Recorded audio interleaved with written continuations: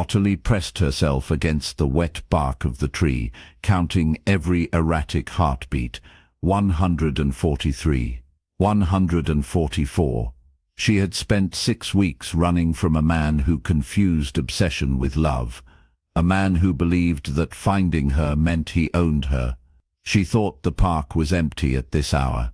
She thought her only options were to be caught or to keep running until she collapsed.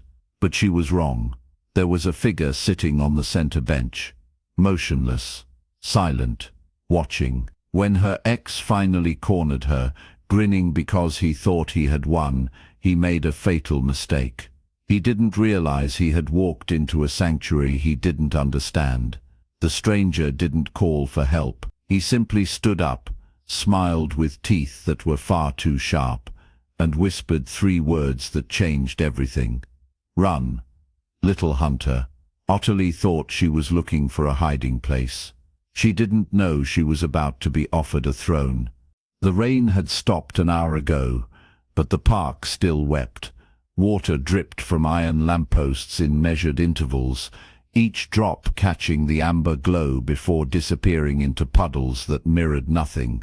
Ottilie Haze's breath came in short, controlled bursts as she pressed herself against the rough bark of an oak tree, her fingernails digging into the wet wood until splinters lodged beneath them.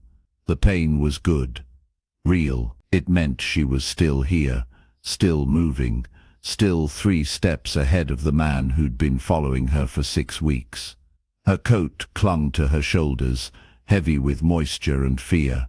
The fabric smelled of mildew and the cheap motel she'd abandoned that morning, leaving half her belongings behind, because staying meant being found. Being found meant being taken back. Back to the apartment with the deadbolt that locked from the outside. Back to the explanations that never satisfied, the apologies that never stopped, the promises that shattered like glass under his fists. She counted her heartbeats. 143 since she'd heard the footsteps. 144. The park stretched before her in geometric precision, paths cutting through manicured grass that looked black in the inadequate light. Empty benches lined the walkways at perfect intervals, empty except for one. A figure sat motionless on the center bench, so still that Ottilie had initially mistaken it for a sculpture. Even now, watching for the rise and fall of breath, the small movements that betrayed life, she saw nothing. The figure wore dark clothing that seemed to absorb light rather than reflect it. From this distance, perhaps 40 yards, she couldn't determine age or intent, only that someone else existed in this pocket of urban wilderness at 1:30 in the morning. 197 heartbeats. Still no sound from behind her. Maybe she'd imagined it.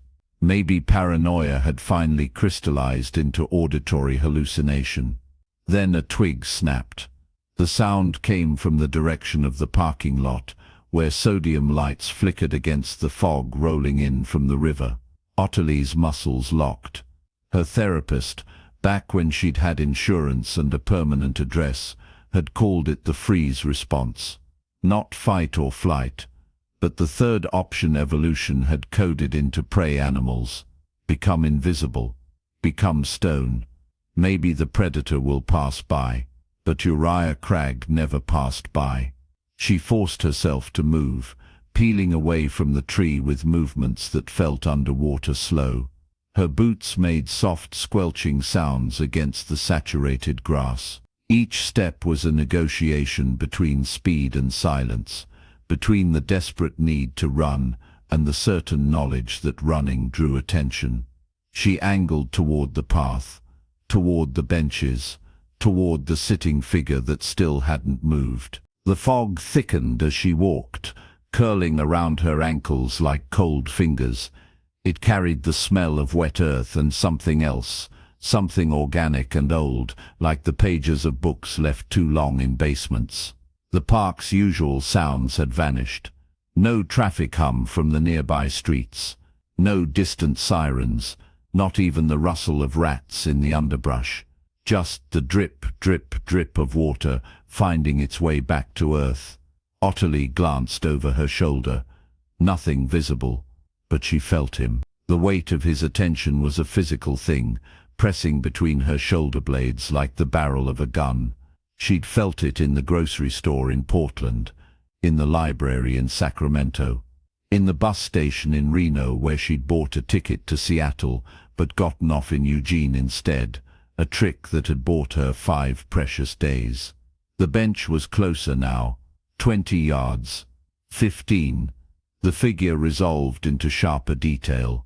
A man, definitely, tall even while seated. His hands rested on his knees with unnatural symmetry, fingers spread in a gesture that suggested either meditation or readiness. His face remained in shadow despite the lamppost directly behind him, as if darkness clung to his features by choice. Ottilie's survival instinct screamed at her to veer away, to avoid this second unknown variable. But the path forked at the bench, and the left fork led to the street, to witnesses, to the 24-hour diner she'd scouted that afternoon. The right fork curved deeper into the park, into isolation. She chose left. She had to pass within 6 feet of the bench. As her boots touched the paved path, the seated man's head turned. Not the gradual swivel of normal human movement, but a smooth, mechanical rotation that brought his face into the light. Ottilie's breath caught. His features were aristocratic, carved from marble or ice. High cheekbones. A mouth that suggested cruelty and sensuality in equal measure. But his eyes were the color of winter storms, gray and depthless, and they fixed on her with the intensity of a predator identifying prey. Yet something in that gaze felt different from Uriah's hungry obsession. This was assessment, calculation, ancient recognition. You're being followed. His voice rolled across the space between them, low and textured like crushed velvet over stone. The accent was indeterminate, European perhaps, but threaded with inflections that belonged to no modern language. Ottilie froze mid-step. I don't know what you're talking about. The lie tasted metallic. Her hand moved instinctively to the pepper spray in her pocket, fingers closing around the small canister that had become her talisman. Useless against Uriah's rage, but the weight of it provided comfort. The man on the bench didn't move, didn't blink. 40 yards behind you. Male, early 30s, wearing a grey jacket with water damage on the left shoulder. He's been tracking you since you entered the park from the eastern gate 13 minutes ago. He paused, head tilting fractionally. His heart rate is elevated. Adrenaline, anticipation. He believes he has you cornered. Ice flooded Ottilie's veins. The description was exact. She'd seen that grey jacket in her rearview mirror in 3 different states. Who are you? Someone who dislikes interruptions. The man stood, and the movement defied physics. One moment seated, the next upright, with no visible transition between states. He was taller than she'd estimated, 6'3", perhaps 6'4". His dark coat fell to his knees, immaculate despite the weather. This park is mine between midnight and dawn. Your pursuer has violated sanctuary. Footsteps echoed on the path behind her. No more pretense of stealth. Ottilie spun, and there he was. Uriah Cragg, his face flushed with exertion and something that might have been joy. His sandy hair was plastered to his skull. His hands, those hands that had once held her face with tenderness before learning to hold it with force, were clenched at his sides. Ottilie, he said her name like a prayer and a threat. Baby, I've been so worried. You can't just leave like that. You know you can't. Stay away from me. Her voice cracked. The pepper spray was out now, arm extended, hand shaking. I have a restraining order. Uriah laughed, The sound wet and desperate. A piece of paper. That's what you think will stop us. Stop what we have. He took a step forward. I love you. Why can't you understand that? Everything I do is because I love you. The tall man moved between them. One moment he'd been beside the bench, the next he stood directly in Uriah's path, positioned with geometric precision. Ottilie hadn't seen him cross the distance, hadn't heard footfall or displaced air. He was simply there, a wall of darkness and controlled menace. Uriah stumbled backward, confusion replacing confidence. Who the hell are you? I am Ignatius Vrom. The name fell into the silence, like a stone into deep water. And you have made a grave error in judgment. The temperature plummeted. Ottilie's breath became visible, crystallizing in the air. The fog thickened, rising from the ground in defiance of natural behavior, coiling around Ignatius Vrom's legs like trained serpents. His eyes, those winter storm eyes, began to reflect light that had no source, a silver luminescence that made Uriah take another step back. I don't want trouble, man. This is between me and my girlfriend. She is not yours. Ignatius's voice dropped to a register that vibrated in Ottilie's chest. She has never been yours, and you will not touch her again. Uriah's hand moved to his jacket. Ottilie knew what he kept in the inner pocket. The knife with the bone handle, the one he'd used to carve his initials into her apartment door. Ignatius smiled.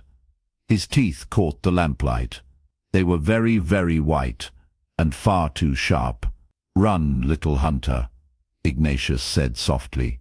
Run fast and far, because if I see you near her again, I will show you what true predation means. Uriah ran. Ottilie stood paralyzed, her mind struggling to process what her eyes had seen. The teeth, the impossible speed, the way the fog obeyed him. Ignatius turned to face her, and his expression was unreadable. He extended one pale hand, palm upward, an invitation or a threat. Walk with me, he said, or run alone, but choose quickly. The night is hungry, and you have been prey for far too long. The fog wrapped around Ottilie's ankles like cold silk, and she realized her legs had stopped, obeying rational thought. Her hand moved before her mind could intervene, reaching toward that pale, outstretched palm. His fingers closed around hers with surprising warmth, a contrast so stark against his marble-white skin that she gasped. The touch sent electricity racing up her arm, not painful but intensely alive, as though her nerve endings had been sleeping for years and were only now remembering their purpose. Good, Ignatius murmured, and the single word carried layers of meaning she couldn't quite pass. Approval, relief, something darker that made her pulse quicken in her throat. He drew her forward with gentle insistence, and she found herself walking beside him, leaving the lamplight behind. The street stretched before them, empty now except for shadows that seemed to lean in with curiosity. Her sneakers made soft sounds against the pavement. His footsteps made no sound at all. Where are we going? Her voice came out smaller than she intended, swallowed by the peculiar density of the fog. Somewhere he cannot follow. Ignatius didn't look at her as he spoke, his gaze scanning the darkness with predatory awareness. Somewhere you can breathe without checking over your shoulder.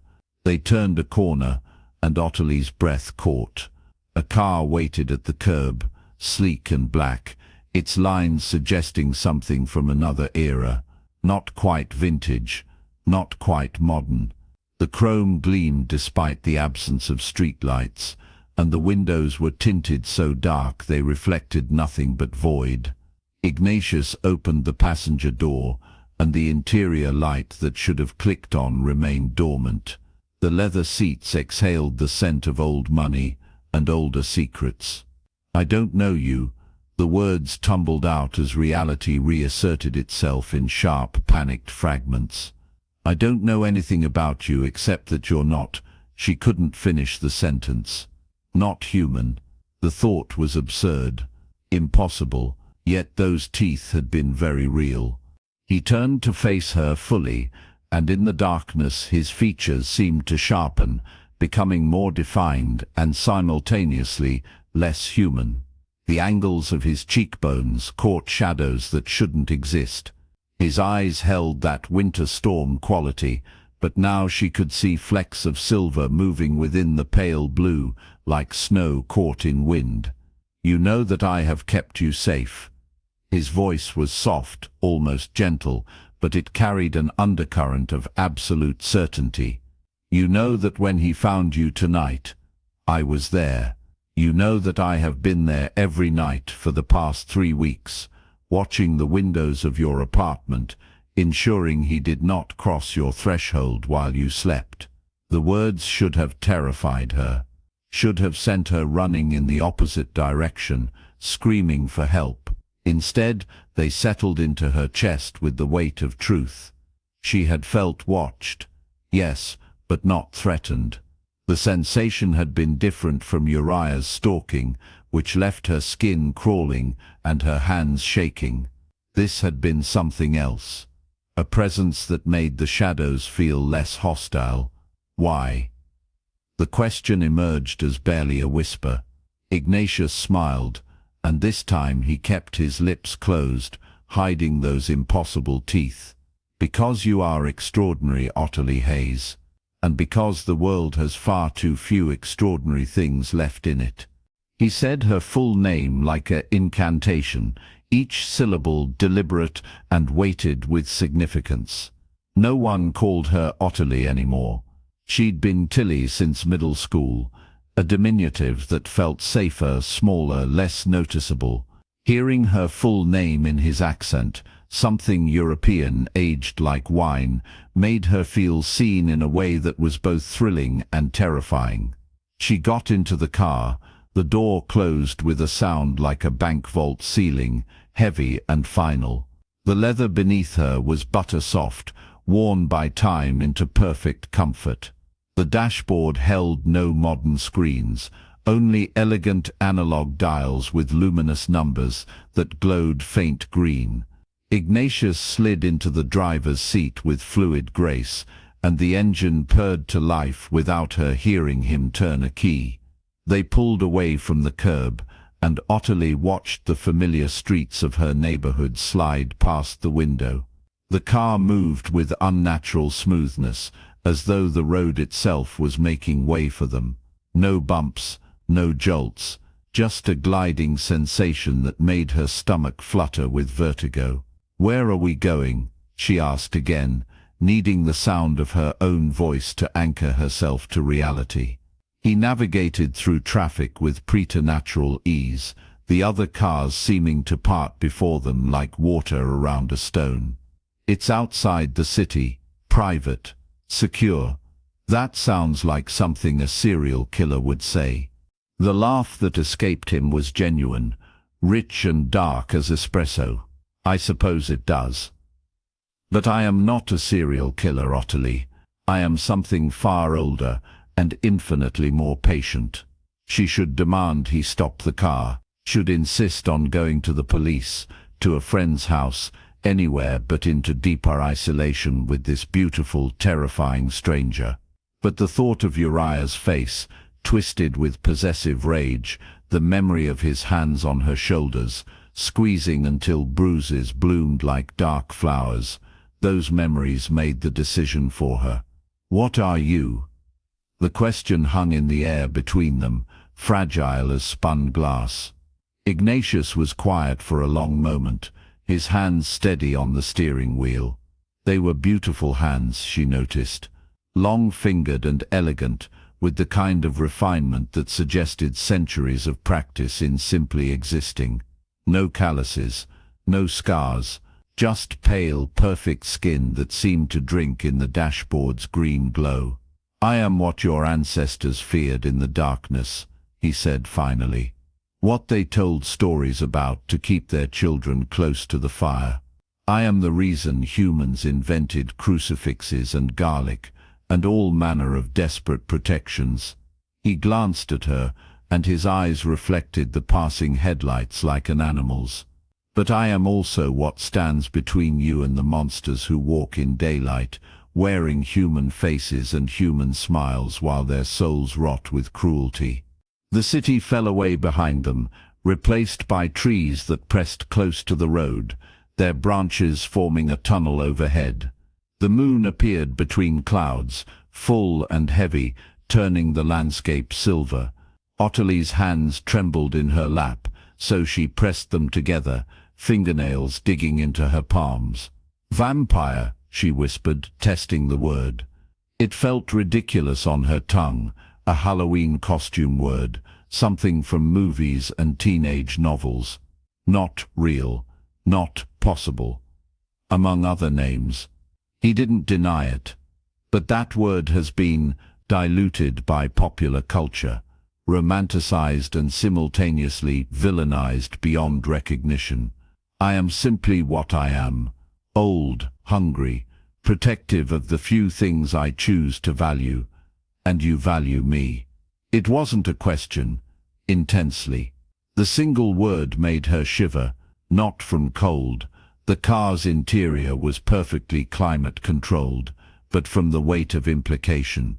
She had spent the last 8 months being valued by Uriah, his obsessive attention crushing her beneath its weight. But this felt different.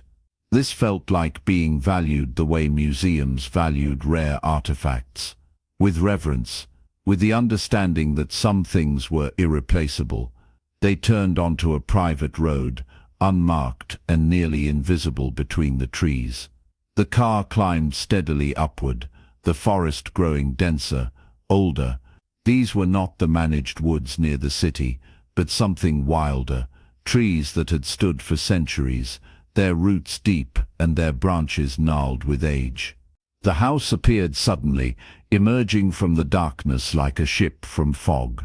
Not a mansion, exactly, but substantial, stone and timber, with tall windows that glowed with warm light. Ivy climbed the walls in deliberate patterns, and the front door was carved wood, dark as dried blood, with iron fixtures that had oxidized to deep green. Ignatius parked in a circular drive, and the engine's purr died into silence. For a moment, neither of them moved. Ottilie stared at the house, her mind cataloguing details. 3 stories, slate roof, chimney exhaling thin smoke that smelled of applewood and something else, something spicy and unfamiliar. No other cars, no signs of other people. "I live alone," Ignatius said, reading her thoughts with uncomfortable accuracy. "Except for Mrs. Halloway, who comes during daylight hours to maintain the household. You won't see her tonight, because you can't go out in daylight." Ottilie was assembling the mythology in her head, trying to separate fiction from whatever truth she was now living. "I can." He opened his door, the interior light remaining stubbornly dark. "It's uncomfortable, like walking through fire, but I can endure it if necessary. I simply prefer not to." He came around to open her door, offering his hand again. This time she took it without hesitation, letting him help her from the car. The night air was cooler here, scented with pine and rich earth. Somewhere in the distance, an owl called, the sound lonely and ancient. The front door opened before they reached it. A man stood in the threshold, tall and broad-shouldered, wearing a dark suit that suggested military precision. His face was weathered, lined with age and experience, but his eyes were sharp and alert. He looked at Ottilie with assessment, not threat, then nodded to Ignatius. "Sir, the perimeter is secure. No unusual activity." "Thank you, Marcus." Ignatius guided Ottilie past the threshold, and she felt something shift as she crossed it, like passing through a membrane. The air inside was warmer, richer, heavy with the scent of old books and beeswax candles. "This is Miss Haze. She'll be staying with us. Prepare the East Wing guest suite." Marcus nodded, his expression neutral. "Of course. Should I arrange for additional security measures?" "Yes, the standard protocols, plus the outer wards. We may have a visitor who lacks the sense to stay away." Ottilie's stomach clenched. Uriah. She'd almost forgotten about him in the surreal journey here, but of course he wouldn't simply disappear. He never did. He was relentless, patient, willing to wait weeks between contacts, lulling her into false security before appearing again. Marcus departed silently, and Ignatius led her deeper into the house. The entry hall was magnificent, all dark wood paneling and oil paintings in gilded frames. A chandelier hung overhead, its crystals catching light and throwing rainbows across the walls. The floor was polished marble, black veined with white, and her footsteps echoed while his remained silent. "This way." He guided her through an archway into a library that made her breath catch. Books lined every wall from floor to ceiling, leather-bound volumes in burgundy and forest green and midnight blue. A fire crackled in a massive stone fireplace, and the furniture was deep leather and velvet, arranged for comfort and conversation. Tall windows looked out onto darkness, and heavy curtains were pulled back to reveal nothing but reflected firelight. Ottilie moved to the nearest shelf, her fingers trailing over the spines.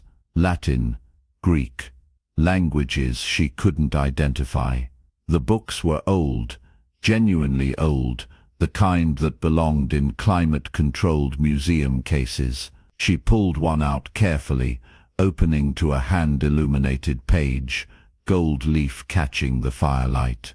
15th century, Ignatius said from behind her, close enough that she could feel the coolness radiating from his body. A treatise on astronomy.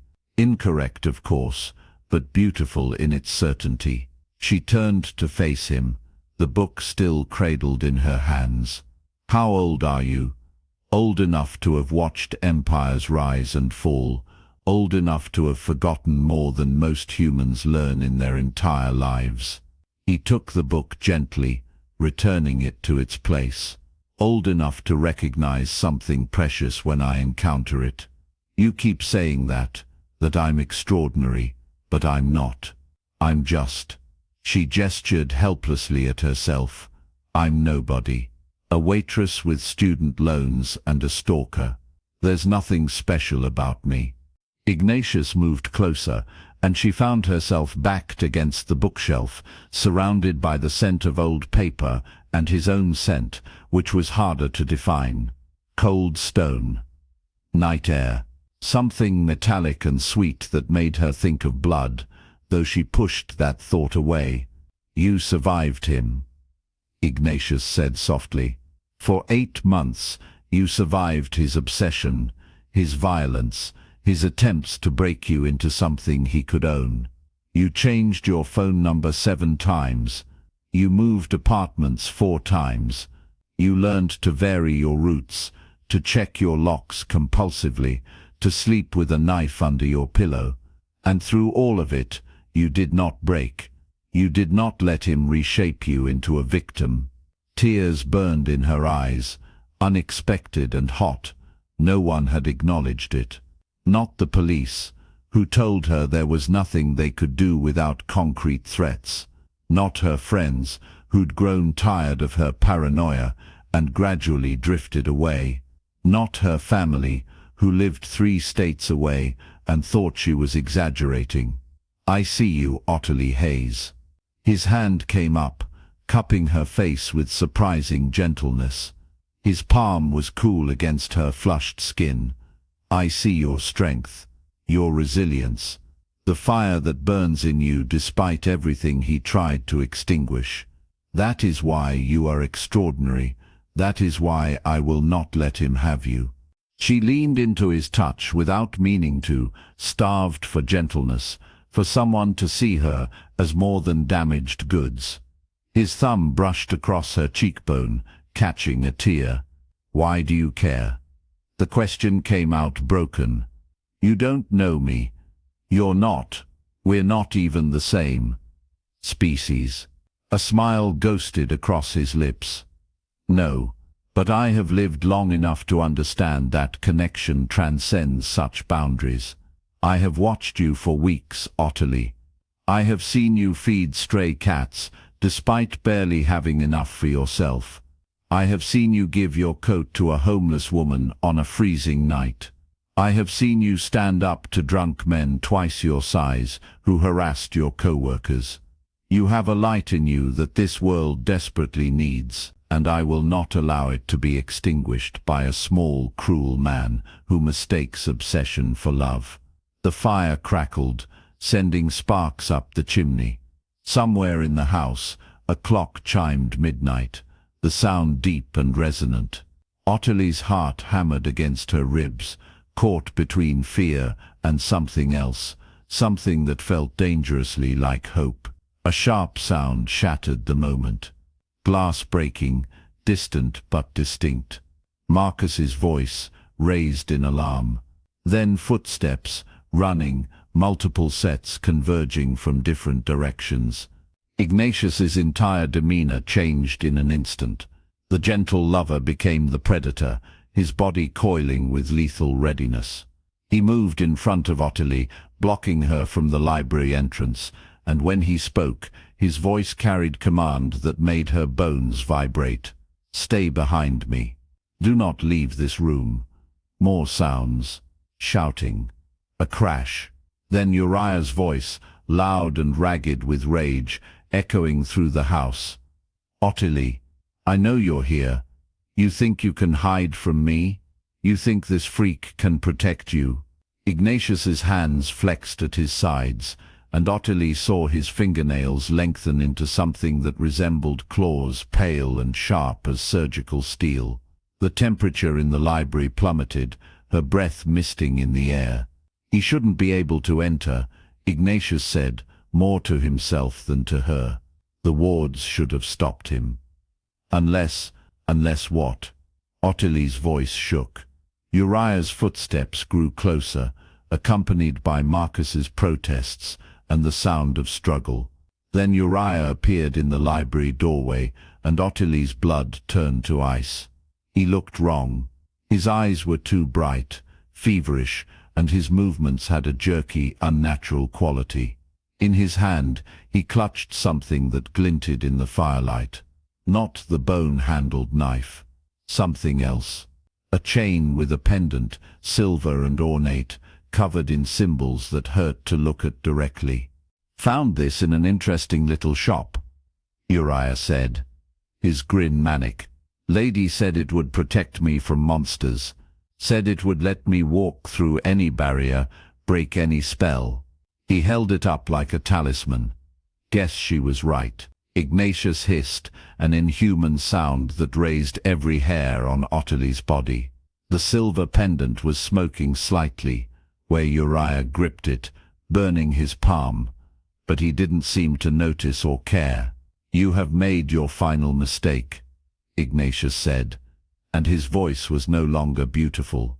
It was the sound of winter wind through dead trees, of ice cracking over deep water. "You have entered my domain, threatened what is mine. There are no human laws to protect you here." Uriah laughed, the sound edged with hysteria. "She's not yours.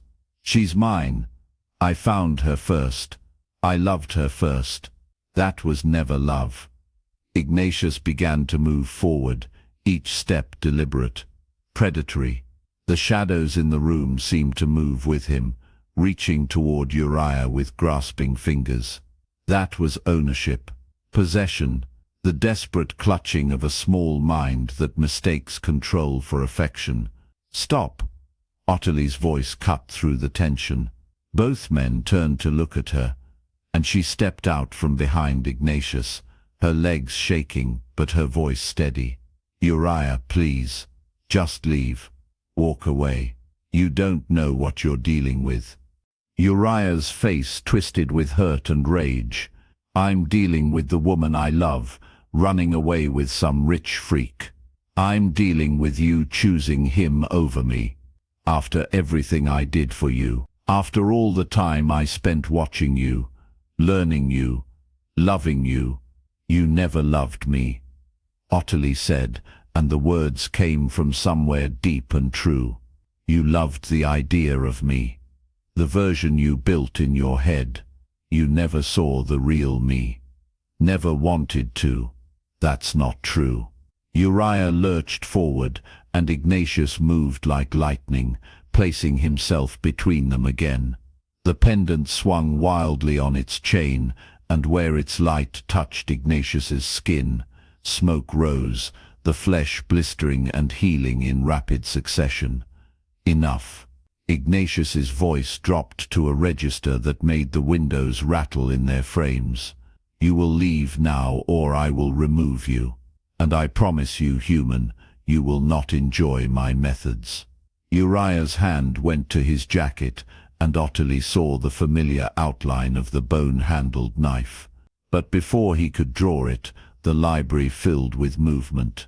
Marcus appeared behind Uriah, along with two other men Ottilie hadn't seen before, all dressed in dark suits, all moving with coordinated precision.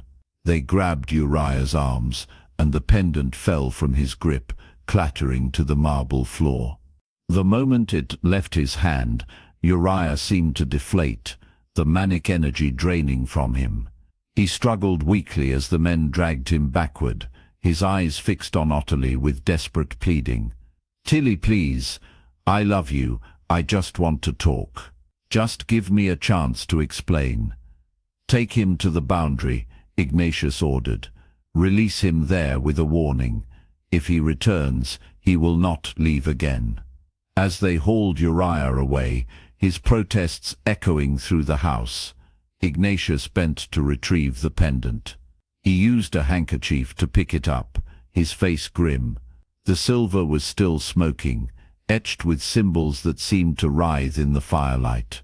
"Consecrated silver," he murmured, "blessed by someone with actual power. This is more than a simple protective charm." He looked at Ottilie, and his expression was troubled. "He has found someone knowledgeable, someone who knows what I am, and how to fight me." Ottilie's legs gave out, and she sank into the nearest chair, her whole body shaking with delayed shock. Ignatius was beside her instantly, kneeling, his cool hands taking hers. "You're safe," he said firmly. "He cannot enter again. I will strengthen the wards, add protections he cannot breach even with consecrated silver. He'll keep coming." The words were hollow. "He always keeps coming. No matter what I do, where I go, he finds me. He'll find a way in. He always does." "Not this time." Ignatius's grip tightened, his winter storm eyes boring into hers with absolute conviction. "I have lived for centuries, Ottilie. I have faced armies and inquisitions and hunters far more skilled than one obsessed human with a blessed trinket. He will not reach you. I swear it on my very existence." The fire crackled. The clock ticked. And somewhere outside, Uriah's voice faded into the night, still calling her name, still refusing to let go. The morning came pale and quiet, the kind of stillness that follows a storm. Ottilie had not slept. She sat in the library, wrapped in a blanket that smelled of cedar and old parchment, watching dawn light creep across the Persian rug. Ignatius stood by the window, motionless as carved marble, his profile sharp against the brightening sky. Neither had spoken since the night guard left with Uriah. The silence stretched between them like spun glass, beautiful and fragile. Ottilie's hands still trembled when she thought of that silver pendant, the way it had burned, the way Uriah's eyes had looked through her, as though she were already his possession. She drew the blanket tighter. "You should rest," Ignatius said without turning. His voice was softer than she'd ever heard it. I can't. The admission felt like peeling back skin. Every time I close my eyes, I see him standing there. In your house. In the one place I thought. She stopped, unable to finish. Safe. He completed the thought, finally turning to face her. The dawn light caught in his eyes, turning them from winter storm to something almost silver. You thought you would be safe here. I did. The past tense cut like a blade. He crossed the room in 3 fluid strides, kneeling before her chair just as he had the night before. But this time there was no urgency in his movements, only a terrible gentleness. His cool fingers found hers beneath the blanket. Ottilie, her name on his lips, was a prayer and a promise. Look at me. She did, though it cost her. His face was ancient and ageless, beautiful in the way winter itself was beautiful, harsh and unforgiving, and absolutely true. I told you I have lived for centuries, he said. I have not told you what that means. What I am beyond the stories, beyond the myths. He paused, and something flickered in his expression. Vulnerability. I am not merely a vampire, Ottilie. I am what others of my kind call king. The word hung in the air between them, heavy with implication. When I speak, the night itself listens. When I command, even the oldest of my kind bow their heads. I have ended wars with a gesture. I have toppled kingdoms that displeased me. And yet, his grip tightened fractionally. I have never used that power for something as simple, as human, as protecting one person. Until now. Ottilie's breath caught. The library seemed to contract around them, the shadows in the corners deepening, responding to something in his words. He will come back, Ignatius continued. Men like Uriah do not surrender. They do not learn. They will find new weapons, new allies, new ways to break through any barrier I erect. His thumb traced a circle on her palm, a gesture so tender it made her throat ache. Unless I remove the possibility entirely. What does that mean? It means I give you a choice. He released her hands and stood, moving to the ornate mirror that hung above the fireplace. Come here. Ottilie rose on unsteady legs, the blanket falling away. She joined him before the mirror, expecting to see their reflections side by side. Instead she saw only herself, pale, exhausted, her hair a tangled mess around her shoulders. The space beside her was empty, no reflection of Ignatius at all, though she could feel him standing inches away, could sense the cold that radiated from his body. His voice came from the empty space in the glass. I am not part of your world, Ottilie. Not truly. I exist in the spaces between, in the shadows and the night. And I can offer you the same. She turned to face him, her back to the mirror. Immortality. Protection. He corrected gently. Absolute and eternal. No human weapon could touch you. No obsessed stalker could follow you through centuries. You would be beyond Uriah's reach forever, because you would no longer be part of the world he inhabits. The offer settled over her like snow, cold and quiet and all-encompassing. Ottilie searched his face, looking for deception, for manipulation. She found only patience, and beneath that, something that looked dangerously like hope. And if I refuse, then I will continue to protect you as I am able. I will strengthen the wards. I will station guards. I will do everything in my considerable power to keep you safe. He paused. But I am not omnipotent, Ottilie. Eventually he will find another way, another blessed weapon, another moment of vulnerability, and I cannot bear the thought of failing you. The confession hung between them, raw and honest. Before Ottilie could respond, the sound of footsteps echoed from the entrance hall, heavy, determined footsteps, and then Uriah's voice, ragged but triumphant. Ottilie, I know you're in there. I've brought a priest. We're coming in. Ignatius moved toward the library door, but Ottilie caught his arm. The cold of his skin burned through her sleeve, but she held on. Wait. Something in her tone made him pause, made him look at her with those ancient eyes, questioning. I'm tired of running, Ottilie said, and the words seemed to come from somewhere deep inside her, somewhere she'd buried under years of fear and flight. I'm tired of hiding. I'm tired of letting him chase me from place to place, life to life, always looking over my shoulder. The front door crashed open. Uriah's voice grew louder, accompanied by another, older, sonorous chanting in Latin. Ottilie, please. Ignatius's control was fracturing, urgency bleeding through. Let me handle this. No. She stepped past him, moving toward the library door. Not this time. She walked into the entrance hall with her head high, her spine straight. Uriah stood just inside the threshold, flanked by an elderly priest in full vestments. The priest held a crucifix aloft, chanting prayers of protection and banishment. Behind them the morning light streamed through the open door, harsh and revealing.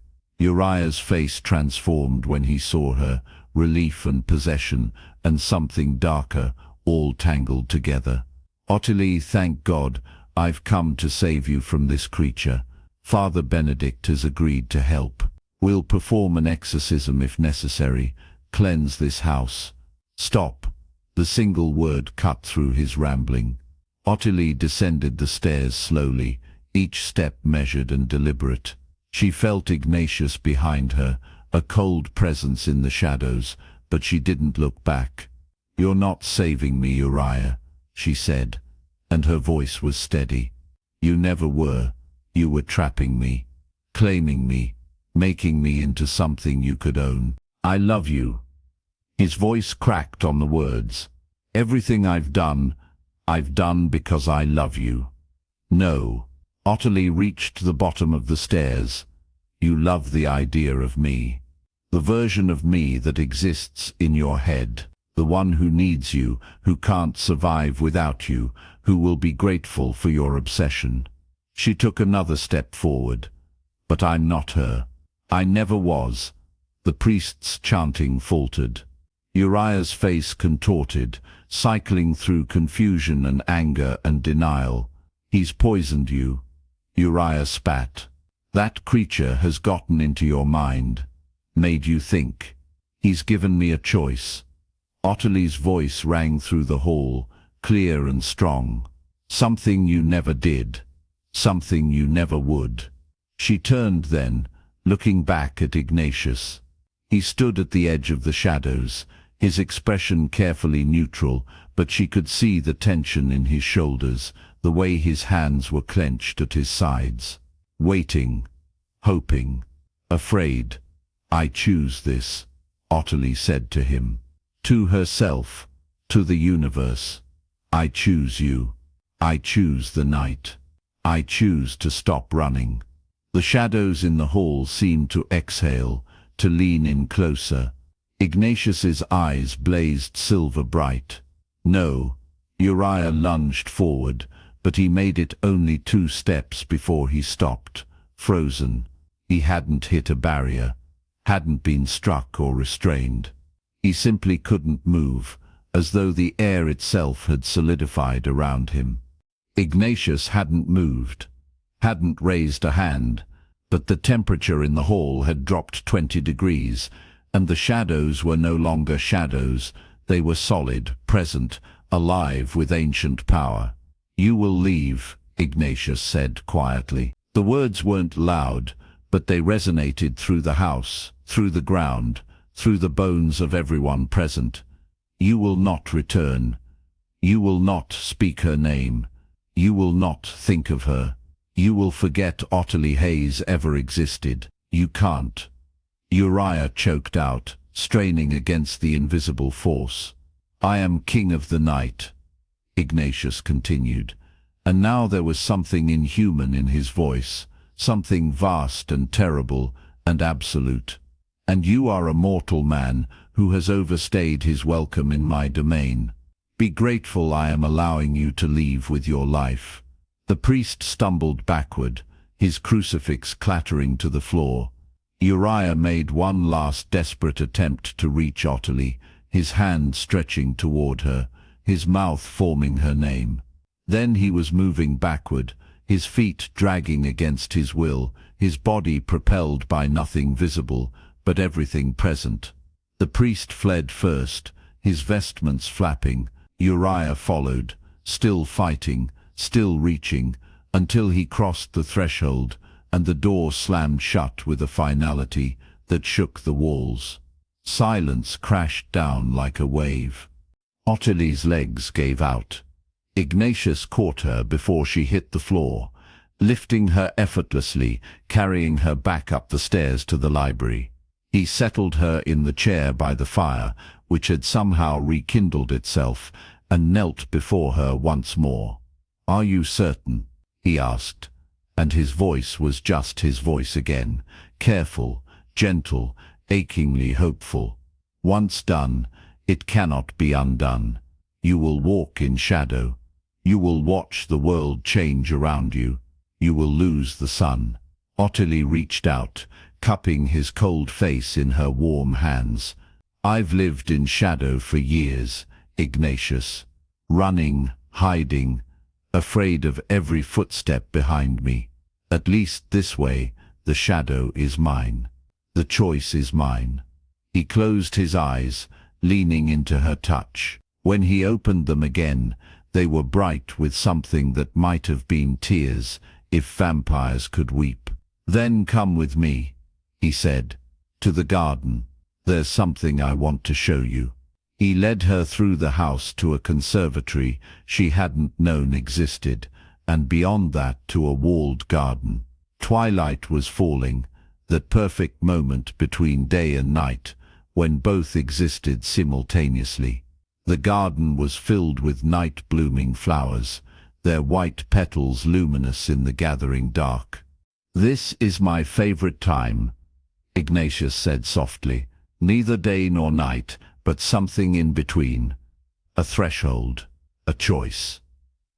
He turned to her, taking both her hands in his. "Ottilie Haze, I offer you eternity. I offer you protection. I offer you a life where you will never run again, never fear again, never be anything less than exactly who you choose to be." "I accept," she whispered.